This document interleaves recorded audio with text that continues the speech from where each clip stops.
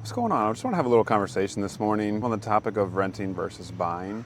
In a meeting I was at earlier this week, it came up that specifically if you're under 35 years old, people have a different mindset now on renting versus buying. Renting is looking more attractive. You're able to get into a nice place with nice amenities. You got the quartz countertops, you got the nice appliances, you have the pool, all these things, and you're able to afford that amount of money per month in rent and get those. And then you think about whether or not you should buy, and then you think about what you can get when you buy, and it's not going to be any of those amenities whatsoever. It's definitely going to be a downgrade.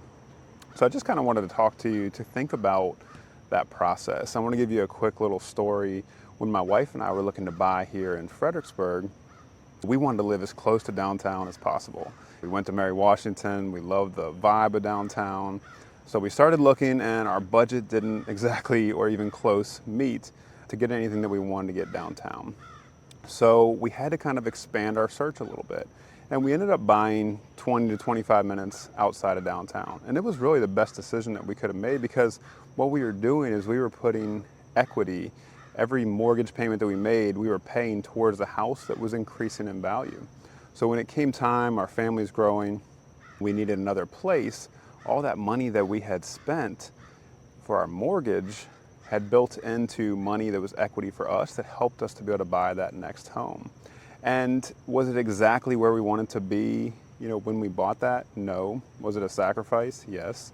So what I want you to think about is it worth it for you to spend a lot of money, because rent has gotten really crazy at this point, on rent when you're paying someone else's mortgage? You're helping someone else out.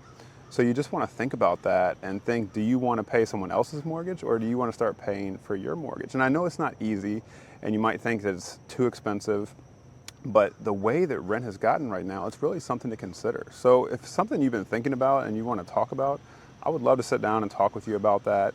One of the first steps is getting you in touch with a lender who can sit down and break down your finances. One of the best ways to build wealth is through buying real estate. And if you get that first starter home that's a little bit further out and you make some sacrifices, you're starting to build that equity in that home, which is starting to build you wealth, because some of the other things people think about are, well, I need 20% down. Well, that's not true anymore. You don't have to put 20% down. There's a lot of plans out there that can get you for a much lower down payment, or in some cases, no down payment at all. So it's just something to think about. I would love to discuss it with you, because it's an important step in your journey. And I know it's difficult right now, so I could help you work through a plan to show you how can you start today. I hope you guys are doing well, and I'll talk to you guys next time.